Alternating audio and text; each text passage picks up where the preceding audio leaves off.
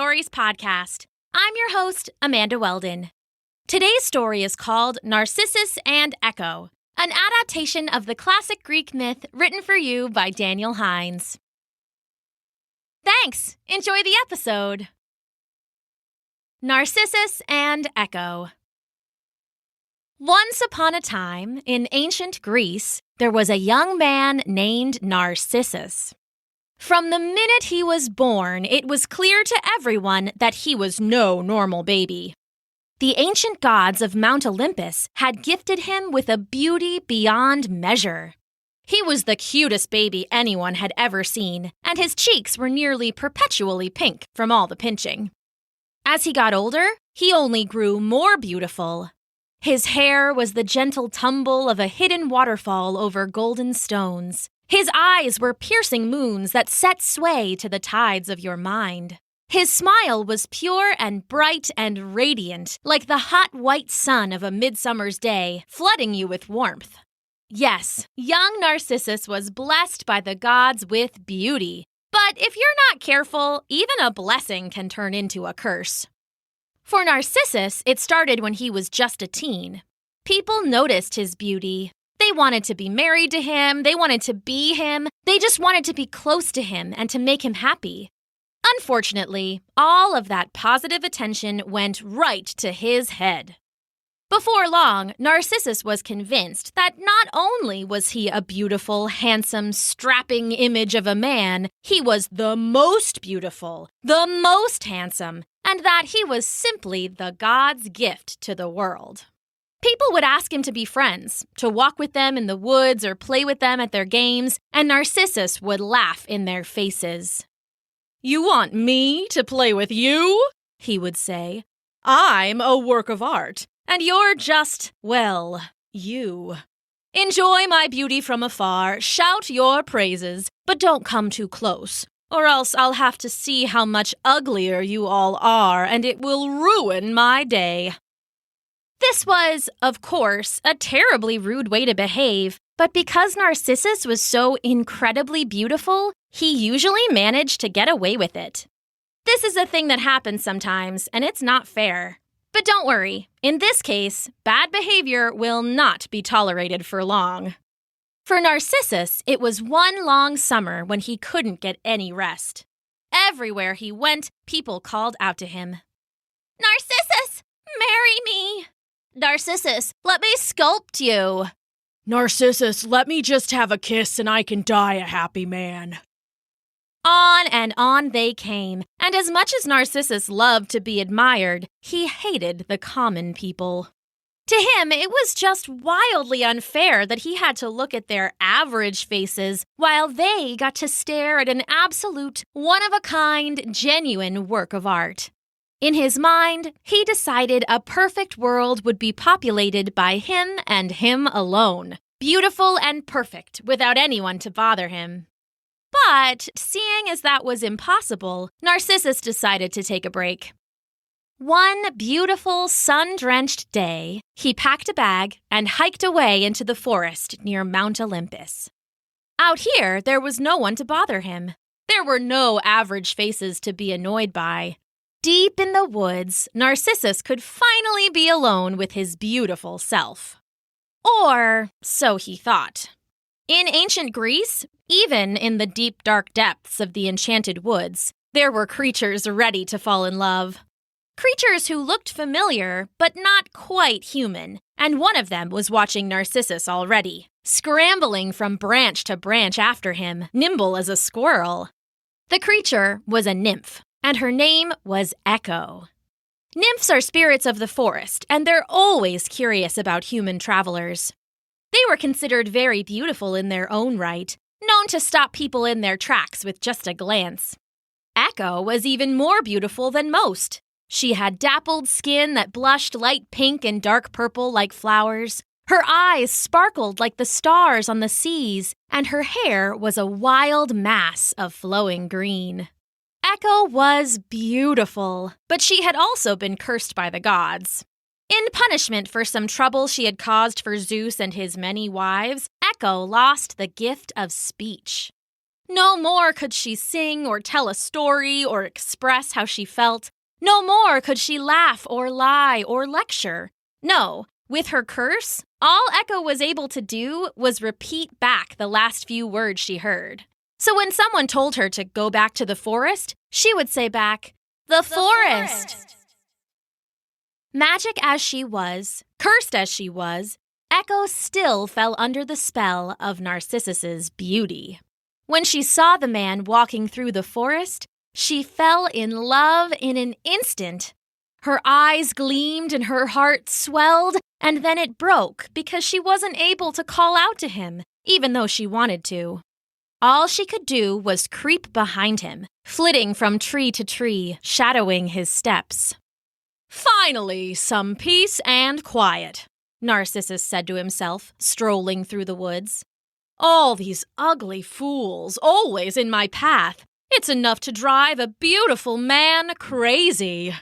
And from behind him, he heard, "Crazy!" He froze, spinning around in the woods and peering wildly through the trees. "Hey!" he shouted. "Who's there?" Who's there? Came Echo's reply. Narcissus narrowed his eyes. "Do you think you're funny? Tell me, who are you?" Who are you? "I'm Narcissus, the most handsome man in all of Greece, and I demand that you show yourself." Show yourself. Narcissus was about to explode with frustration, but then Echo stepped out of the trees. The forest spirit moved easily as a squirrel. She was as graceful as a summer breeze and as lovely as the first rose of spring. "A nymph," said Narcissus when he saw her. "I'd heard you were beautiful." Beautiful! Echo's heart soared. "But," he continued, "the beauty of nymphs is both storied and known. I'd had an idea it could rival my own, but now I can see I can make the correction. The beauty of nymphs does not beat my perfection. It isn't your fault, you're just not like me. You're clearly less lovely, I'm sure you'll agree. If not, my dear, you could make an objection. Wait, overruled, you can't deny my perfection. I know I make quite the impression. How thrilling for you to take in my perfection.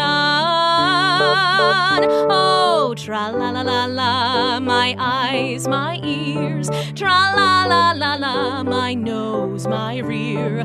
Tra-la-la-la-la, my glowing complexion. Tra-la-la-la-la, it's all perfection.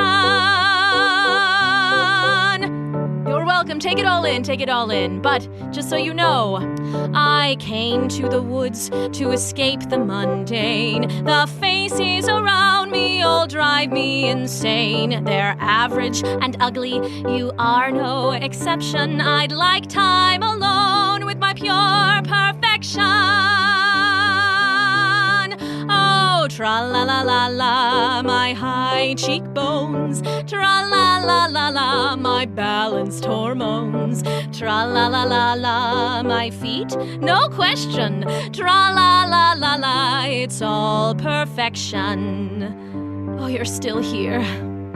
Perhaps you didn't hear, or it's beyond comprehension. Please leave me alone, you are not perfection.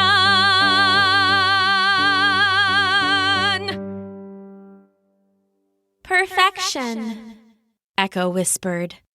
"You wish," snorted Narcissus in a cruel tone. Echo looked at him again with tears in her eyes and then turned and ran deeper into the forest. "Finally," said Narcissus, a wide smile on his handsome face. "Some peace and quiet."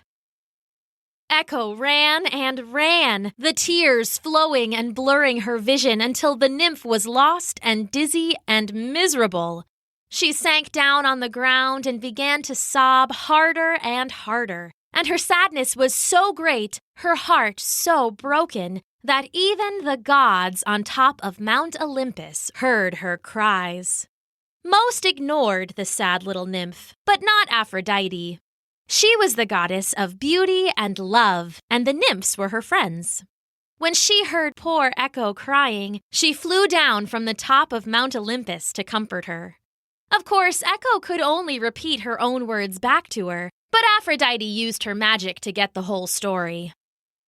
Listen, Echo, it is not okay for any man to treat you like that, especially not someone as stuck up and arrogant as Narcissus. I don't care how pretty he says he is, there is nothing uglier than unkindness. So in my book, he's hideous.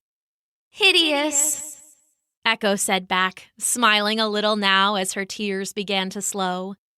I'll tell you what, I think it's time for Narcissus to learn a lesson, and I think I know just how to teach it.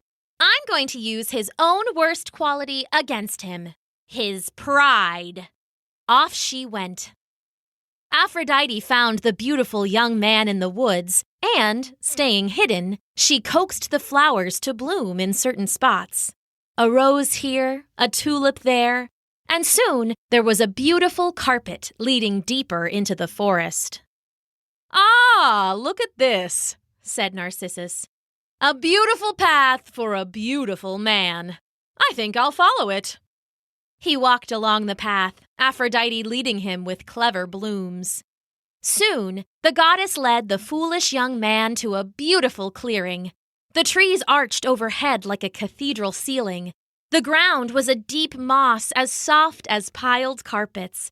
And, best of all, right in the center, there was a silvery pool of water. It wasn't deep enough to swim, but it was so bright and clear, it worked perfectly as a mirror. And there, for the first time, Narcissus saw his own reflection in perfect detail. By the gods, he said, I'm even more beautiful than I thought. Everyone who has ever seen me is lucky and can die happy. What could ever be better than this view right here? Oh. On and on he went, staring at himself in the water. Aphrodite smiled. That'll do it, she said, pleased with herself. The trap was set, and her work was done. With a wink, she disappeared back to the top of Mount Olympus. Oh, who is that handsome man in the water? Narcissus went on. Me? Oh, you're too kind. Look at that hair, those cheekbones. Has anyone ever seen such a perfect specimen? Gorgeous! The day passed in slow, sunny hours, and still Narcissus sat by the pool, enchanted by his own reflection. Night fell, and the moon rose, and still he stayed, admiring his eyes and complimenting his complexion.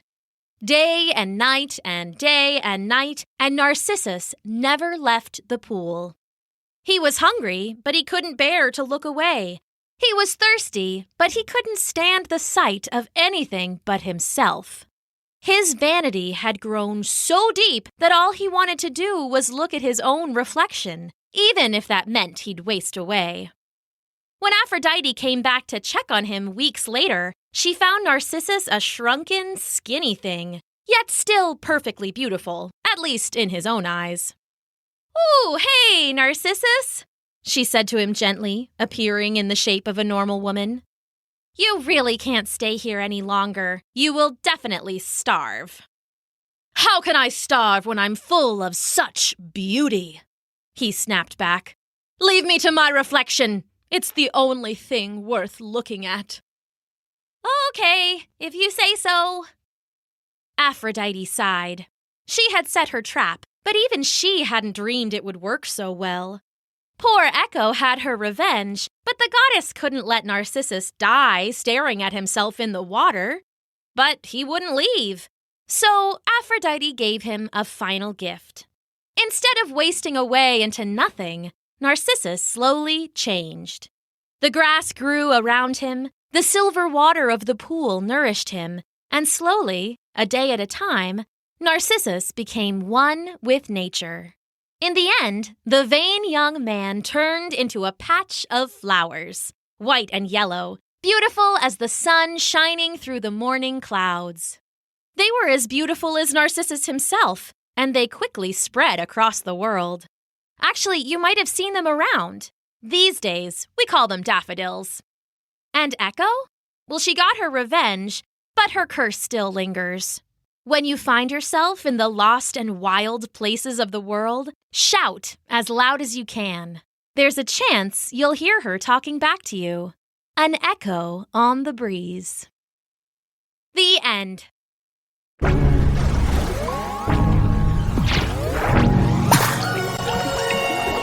Thanks for listening.